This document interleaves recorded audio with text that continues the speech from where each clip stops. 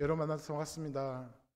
2025년 새해 첫 예배를 하나님께 드리는 우리 산호세 영락교회 모든 성도님들의 가정과 우리 개개인 모두에게 하나님의 은혜와 축복이 더욱더 충만하시기를, 그리고 언제나 강건하시기를 주님의 이름으로 축원합니다. 저는 한일 월드컵이 열렸던 2002년부터 교육전도사로 사역을 시작하였습니다. 그때부터 지금까지 사역을 하면서 중요하게 여긴 세 가지가 있어요.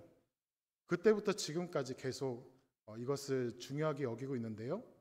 첫 번째는 예배입니다. 그리스도인의 정체성은 바로 예배자입니다. 우리의 삶에서 하나님께 드리는 그 예배는 절대로 놓치지 말아야 하죠. 공예배뿐만 아니라 우리의 삶에서 드리는 모든 것이 예배가 되어야 되고, 그렇게 삶의 예배를 드리는 그곳에서 우리는 하나님의 은혜를 경험할 수가 있게 되는 것입니다. 두 번째는 관계입니다. 하나님은 예수 그리스도의 보혈 위에 우리 교회를 세우셨습니다. 그분의 피로 깨끗하게 되고 구원받은 거룩한 하나님의 백성들은 서로 사랑하는 삶을 살아가야 됩니다. 그렇게 사랑의 띠로 하나 되는 교회를 하나님께서 원하시기 때문에 저는 주님 안에서 한 형제 자매됨의 관계를 아주 중요하게 여기면서 사역을 해왔습니다. 그리고 세 번째는 선교입니다. 선교라는 것은 그리스도의 사랑과 은혜를 베풀면서 주님의 도와 말씀을 가르치는 것입니다. 예수님의 지상명령이 무엇이죠? 땅끝까지 이르러서 내 증인이 되라라는 말씀을 우리에게 주셨습니다. 여기서 땅끝이라는 것은요, 우리의 발걸음이 머무는 그곳이 바로 우리의 땅끝입니다. 오늘 예배 후에 우리가 돌아갈 텐데 저와 여러분이 가는 모든 것이 바로 땅끝입니다. 그리고 그곳에서 우리는 주님의 향기를 드러내야 되고 그리스도의 편지로서의 삶을 살아가야 하는 것이죠. 우리의 일상에서 그러한 선교적인 삶을 살아가야 되는데요, 그러한 중에 시간과 물질을 투자해서 국내외 단기 선교를 다녀오는 일도 필요하다고 생각해서 사역을 시작한 2002년부터 미국에 오기 전까지 2017년 말까지 국내외 농어촌 단기 선교, 또 대만, 필리핀, 인도, 캄보디아 등의 해외 선교를 굉장히 많이 다녀왔습니다. 모든 선교 가운데서 하나님께서 저와 함께 선교를 간 모든 지체들에게 많은 은혜를 부어주셨지만 그 중에서 인도 선교는 저에게 특별한 의미를 주었습니다. 왜냐하면 거기서 특별한 만남이 있었기 때문에 그렇습니다.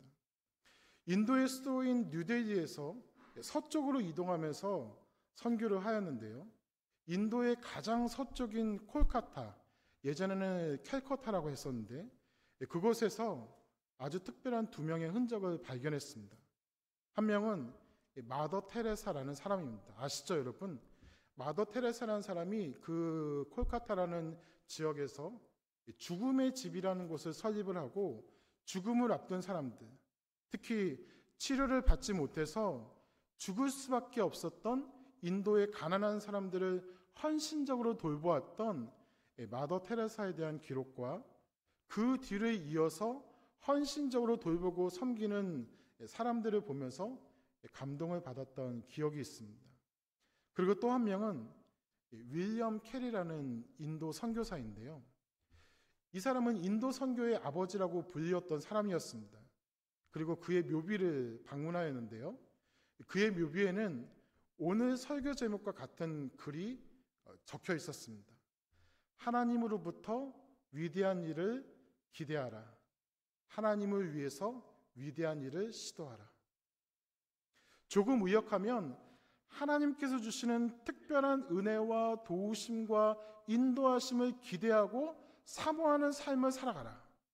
그리고 받은 은혜와 인도하심을 따라서 하나님을 위해서, 하나님의 영광을 위해서 살아가라 라는 말씀으로 의역할 수 있을 것 같습니다. 저는 이 문장이 참으로 마음에 들었습니다. 하나님께서 행하실 일을 기대하고 하나님을 위해서 힘써 살아가는 이 문장은 우리의 삶에서 아주 중요한 의미입니다. 서론이 조금 길었는데요. 오늘 본문은 이러한 기대와 시도의 관점에서도 보면서 묵상해 보았으면 좋겠는데요. 오늘 본문은 우리가 너무나도 잘 아는 말씀이죠. 오병이어에 관한 말씀입니다. 오병이어의 사건은 마태복음 14장, 마가복음 6장, 누가복음 15장, 그리고 오늘 본문 요한복음 6장, 이렇게 사복음서 모두에 기록된 아주 중요한 말씀입니다. 그리고 오늘 오병이어의 말씀의 결론은 14절에 나와 있는데요. 제가 읽어드릴게요. 그 사람들이 예수께서 행하신 표적을 보고 말하되 이는 참으로 세상에 오실 그 선지자라 하더라 라고 말씀하고 있습니다. 여기서 중요한 단어가 등장하고 있는데요. 바로 표적이라는 단어입니다. 요한복음은 예수님께서 행하신 오병이어의 기적을 표적이라고 하였습니다. 이 표적이라는 단어가요, 요한복음 말고 성경 다른 곳에서도 많이 나오지만 거기서의 의미는 단순한 기적을 의미합니다. 그러나 요한복음에서의 표적은 단순한 기적이 아니라 예수님의 능력과 신성을 보여주는 사건들을 의미합니다. 즉 예수님이시기 때문에 가능했던 사건들을 표적이라고 하는 거예요. 오병이어의 기적이 표적인 이유는 세상에 오실 그 선지자 예수님만이 하실 수 있는 일이었기 때문에 그렇습니다. 사도 요한은 예수님이 어떠한 분이신지를 명확하게 알리고 싶었어요. 예수님은 하나님의 아들이시며 우리의 유일한 영육의 구원자이십니다. 그래서 오병이어의 사건을 비롯한 7가지의 표적을 보여주면서 예수님을 증거하였습니다. 그런데 오늘 본문을 보면요, 예수님이 누구이신지를 가장 확실하게 알고 믿어야 할 사람들이 예수님을 아직도 제대로 모르고 있습니다. 그 사람들이 누굴까요? 바로 제자들입니다. 예수님께서 제자들과 함께 어느 산에 계셨는데요, 마침 큰 무리들이 예수님께로 왔습니다. 이미 예수님은 그 산에 모인 사람들에게 먹을 것을 주시겠다라고 생각하셨지만, 그러면서 제자인 빌립에게 이렇게 말씀하세요. 빌립아, 여기 사람들이 많이 모여 있는데 어디서 떡을 사서 이 사람들을 먹일 수 있겠니? 그때 빌립이 이렇게 말씀을 드리죠. 예수님께 이렇게 말씀을 드립니다. 예수님, 여기 있는 사람들에게 조금씩만 주려고 해도 200데나리온의 돈이 필요합니다. 여러분, 이 말의 의미가 무엇일까요? 예수님, 우리는 이 사람들을 감당할 돈이 없습니다. 힘이 없습니다. 능력이 없습니다. 그냥 외면하든지 집에 돌아가게 하든지 우리 신경 쓰지 맙시다. 이렇게 말하고 있는 거예요. 마태복음과 마가복음에서 어느 제자는 예수님, 저 사람들 돌려보내서 밥 먹고 다시 오게 하시죠. 아니면 저 사람들에게 어디 마을에 가서 자기네들이 알아서 사 먹고 오게 하시죠. 이렇게 말하는 것을 볼 수가 있어요. 자신들은 감당할 수 없다고 그렇게 말하고 있는 거예요. 그래도 예수님께서 말씀하시니까 옆에서 그 이야기를 들은 시몬 베드로의 형제 안드레가 사람들에게 수소문합니다. 여기 누가 먹을 것을 가지고 있습니까? 먹을 것을 가지고 있으면 좀 주십시오. 누군가 먹을 것을 가지고 있는지 찾아보았습니다. 그런데 찾은 것은 어느 한 아이가 가지고 있었던 보리떡 5개와 물고기 2마리 뿐이었죠. 그러면서 예수님께 이렇게 말합니다. 예수님, 제가 사람들 사이에서 먹을 것을 많이 찾아보았는데요, 이 아이가 가지고 있는 것 보리떡 5개와 물고기 2마리 뿐입니다.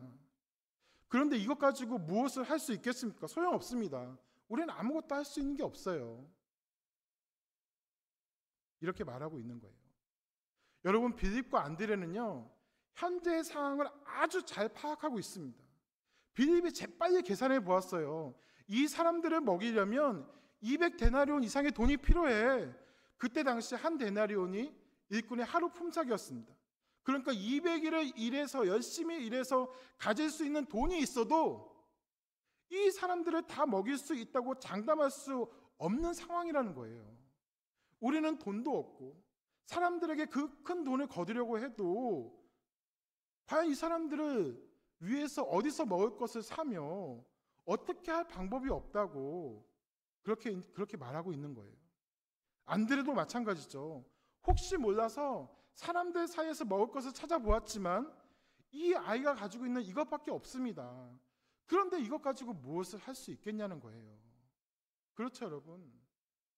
작은 보리떡 5개와 물고기 2마리로 무엇을 할 수 있겠습니까? 그런데 여러분, 빌립과 안드레의 모습을 보면서 무엇이 느껴지십니까? 우리 성도님들 중에서 생명의 삶을 가지고 말씀을 묵상하는 분들이 많으신 것으로 알고 있는데요.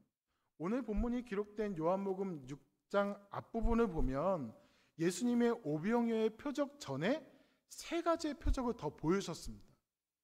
요한복음 2장에서는 가나의 혼인잔치에서의 표적, 요한복음 4장에서는 왕의 신하를 고치는 표적, 바로 앞장 5장에서는 38해 된 병자를 고치시어 일어나게 하셨습니다. 그리고 제자들은 그 모든 현장에서 예수님과 함께 있었고 그 모든 것들을 다 보았어요.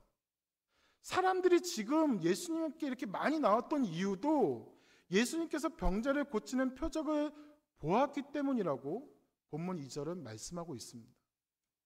그렇다면 지금 이러한 상황에서 안드레와 빌립을 비롯한 제자들의 마음에는 기대감이 있어야 하지 않을까요? 우리는 돈이 없지만, 우리는 먹을 것이 없지만, 우리는 능력이 없지만, 하지만 하나님의 아들이신 예수님께서 우리와 같이 계시니까, 예수님은 지금 이 상황에서도 사람들의 배고픔을 해결하실 수 있는 능력이 있으신 분이니까 예수님께서 분명히 또 다른 이적을 보여주실 거야. 비록 우리에게는 이것밖에 없지만 예수님이시라면 이 작은 것을 가지고 무엇인가를 할 수 있는 능력이 있으실 거야. 분명히 이러한 기대가 있어야 했습니다. 하지만 성령의 충만함을 받기 직전에 제자들은 여전히 어리석었습니다. 이미 가나의 혼인잔치에서 물로 포도주를 만드는 표적을 보고 예수님을 믿는다고 했음에도 불구하고 기대하지 않았습니다. 예수님을 따라다니면서 수많은 것들을 보았지만 그러나 그들은 기대하지 못했습니다. 기대하지 못했다는 것은 그만큼 믿음이 작았다는 것을 의미하는 것이죠. 그런데 여러분, 이 모습이 때로는 우리의 모습이 아닐까요? 예수님을 믿는다고 하면서 하나님의 은혜를 사모하고 인도하심을 따라간다고 하면서 여전히 나에게 집중하고 있지 않습니까? 돈이 많고 적고가 문제가 아닙니다. 나이가 많고 적고가 문제가 아닙니다. 능력이 있고 없고가 문제가 아닙니다. 우리들의 믿음의 분량이 하나님께서 우리들에게 행하실 것에 대한 큰 기대감이 우리에게 얼마나 있느냐 하는 것이죠.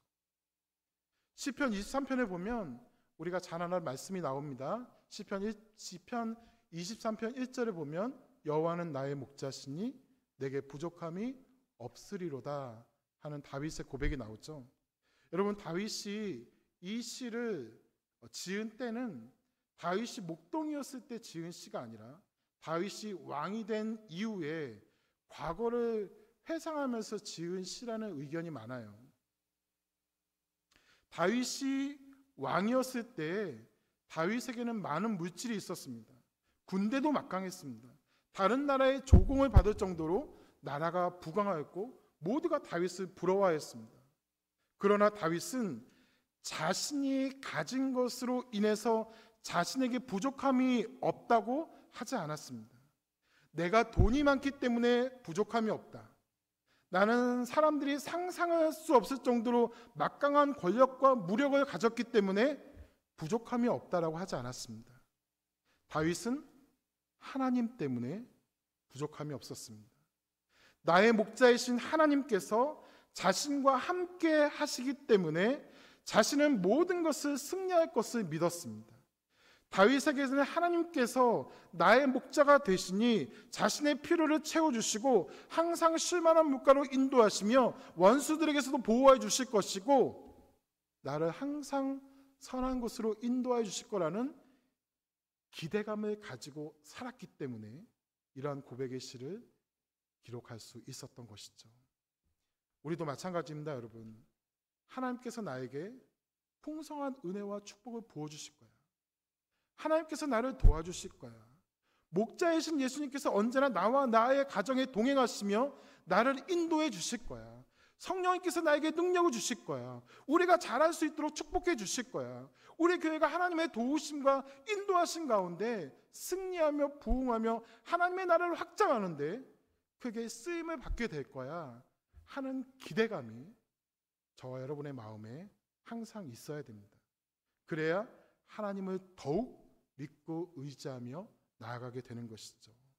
더욱 하나님께 매달리고 바라보게 되는 것입니다. 여러분, 현실은 항상 어렵습니다. 여기 어려움이 없는 사람 아무도 없습니다. 쉽지 않은 일들이 우리들 가운데 많이 있었고 앞으로도 많이 있을 것입니다. 시간도 없고 정신도 없습니다. 하지만 이 모든 것들이 지나고 난 뒤에 우리 가운데 나타나는 고백은 무엇입니까? 지금까지 지내온 것 주님의 은혜다. 지금까지 지내온 것 주의 은혜라. 하나님께서 언제나 우리와 함께 하신다는 기대와 믿음을 가지고 살아갈 수 있기를 축원합니다. 우리의 구주이신 예수님께서 우리와 함께 하시기 때문에 모든 것을 이겨내고 역전할 수 있는 기대가 우리들의 마음 가운데 분명히 있기를 주님의 이름으로 축원합니다. 그런데 여러분, 우리는 이러한 기대감으로 끝나서는 안 됩니다. 기대감만으로 끝나서는 안 돼요. 우리에게는 시도함도 있어야 됩니다. 말씀드린 것과 같이 마태, 마가, 누가, 요한복음 모든 사복음서의 오병이어에 대한 표적이 기록되어 있습니다. 그런데 자세히 살펴보면요, 오직 요한복음에서만 보리떡 5개와 물고기 2마리의 출처가 기록되어 있습니다. 보리떡 5개와 물고기 2마리가 어디서 나왔는지 요한복음에서만 알 수가 있어요. 요한복음 6장 9절의 말씀을 보면 한 아이가 있어 보리떡 5개와 물고기 2마리를 가지고 있나이다 라고 말씀합니다. 마태복음 14장, 누가복음 6장, 마가복음 6장, 누가복음 9장에서는 이 아이가 등장하지 않습니다. 그러면 사도 요한이 굳이 보리떡 5개와 물고기 2마리의 출처를 어린아이로 밝힌 이유가 무엇이었을까요? 그리고 그 자리에는 수많은 사람들이 있었습니다. 예수님께서 그것에 축사하시고 사람들이 나누어 먹었는데요. 요한복음에서는 수가 5,000명, 마가복음과 누가복음에서는 남자만 5,000명, 마태복음에서는 여자와 아이를 제외하고 5,000명. 다 똑같은 말입니다. 남자만 5,000명이 먹은 거예요. 그리고 여자와 아이를 합치면 훨씬 많은 숫자의 사람들이 그 산에 있었습니다.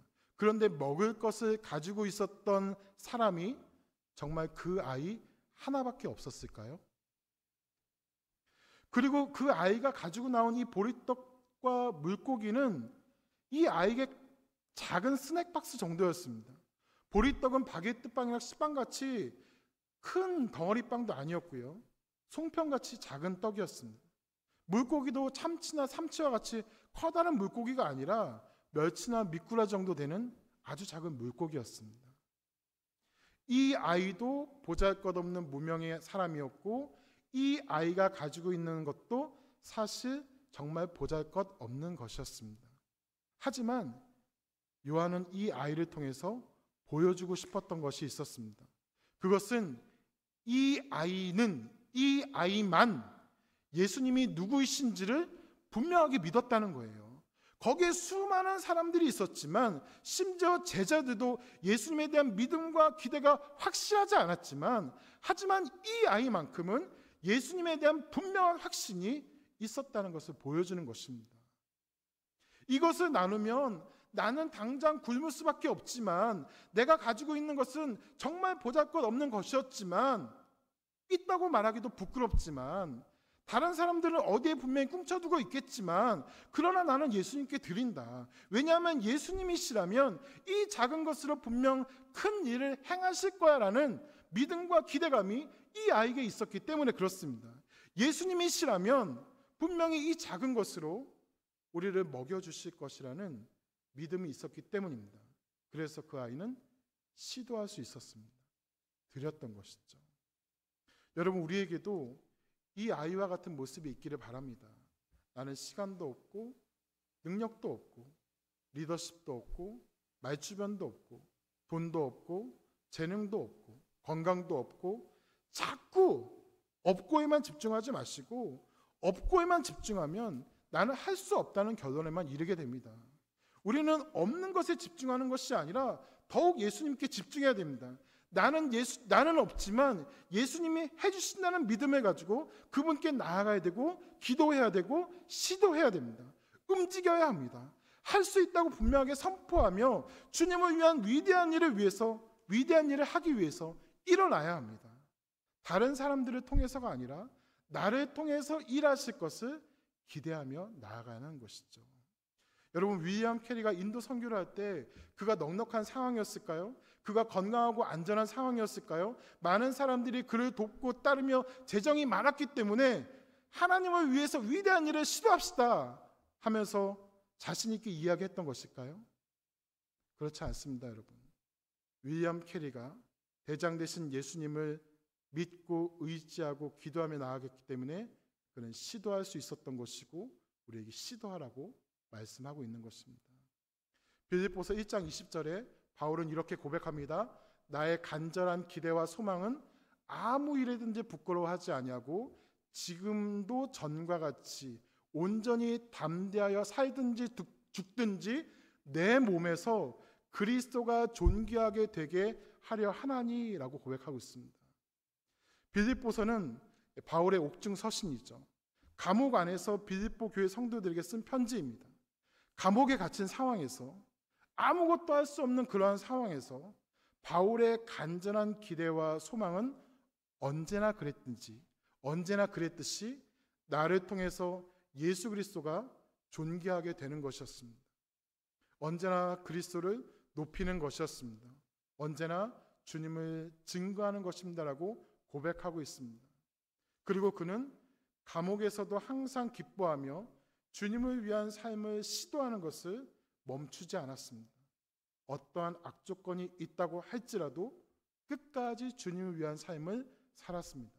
끝까지 주님을 위한 삶을 살아가는 시도를 멈추지 않았습니다. 그의 안에 예수님이 살아계셨기 때문에 그렇습니다. 때로 어떤 분들은 이렇게 말씀하시는 분도 계십니다. 그건 바울이니까 그렇게 하는 거라고. 그것은 사도 요한이니까 그렇게 살아가면서 살아갈 수 있는 거라고. 베드로니까 십자가에 거꾸로 매달려 죽을 수 있었던 거라고. 손양원 목사님이니까 자신의 아들 죽인 사람들도 양자로 받아들이고 용서할 수 있었던 거라고. 주기철 목사님이니까 믿음을 저버리지 않고 순교할 수 있었던 것이라고. 그런데 나는 그렇게까지 하기 힘들다고, 나는 그렇게까지 하고 싶지 않다고 말씀하시는 분들이 간혹 계시기도 합니다. 여러분, 저는 지금 여러분에게 순교하라고 말씀드리는 게 아니에요. 순교하라고 말씀드리는 것이 아닙니다. 주님의 말씀을 붙잡고 하나님이 우리에게 주신 은혜를 기대하며 예수 그리스도를 위한 위대한 일을 함께 시도하자는 것입니다. 그렇게 하면 지금까지 우리를 도우셨던 에베네셀의 하나님께서, 지금도 우리와 함께 하시는 임마누엘의 하나님께서, 우리의 앞길을 예비하고 계시는 여호와 이레의 하나님께서 우리를 지키시고 도우실 뿐만 아니라 하나님 나라를 위해 놀라운 일들을 우리에게 보여주시고 칭찬하시고 더욱 놀라운 일들을 우리에게 보여주실 것입니다. 분명히 기대하며 담대하게 시도하는 저와 여러분들이 되시기를 주님의 이름으로 축원합니다. 말씀을 정리하겠습니다. 산호세 영락교회 성도 여러분, 오병이어의 표적 안으로 한번 들어가 보시기 바랍니다. 빌립과 안드레가 사람들에게 먹을 것을 나누어 주면서 어떤 생각을 하였을까요? 먹을 것을 나눠주는데 계속 나눠주고 있는 거예요. 이걸로 얼마나 주겠어 했는데 계속 나눠주고 있어요. 먹을 것이 이거밖에 없는데 뭘 그렇게 유단을 떠냐고 핀잔을 들으면 어떻게 할까 걱정을 했는데 계속 먹을 게 나오고 있는 거예요. 나눠주면서 얼마나 신기했을까요? 그리고 나누어주면서 얼마나 회개하였을까요? 여러분, 우리는 참 행복한 사람들입니다. 하나님께서 우리에게 믿음을 주셔서 우리가 구원을 받고 하나님의 은혜 가운데 하나님의 자녀로 살아가고 있기 때문에 그렇습니다. 모든 행복의 조건이 예수님 안에 있다는 것을 잊지 마시기를 바랍니다. 그런데 그 예수님은 우리가 더욱더 기대하기를 원하십니다. 지금에 만족하는 것이 아니라 더욱더 큰 은혜와 도우심과 인도하심을 사모하며 기대하며 나아가기를 원하십니다. 그리고 그러한 기대함을 가지고 동시에 시도하기를 원하십니다. 보리떡 5개와 물고기 2마리를 예수님께 온전히 드렸던 그 아이처럼 우리는 주님을 위한 위대한 일을 시도해야 됩니다. 그러면 더욱 놀라운 일들이 저와 여러분들 가운데 나타날 것입니다. 그렇게 하면 더욱더 풍성한 은혜와 축복이 교회 가운데 나타나게 될 것입니다. 2005년 새해 첫 주부터 항상 기대하며 더욱 시도하는 결단이 있는 여러분들에게 하나님의 은혜와 축복이 충만하시기를 주님의 이름으로 축원합니다. 우리 다 함께 찬송가 80장 찬양하겠습니다.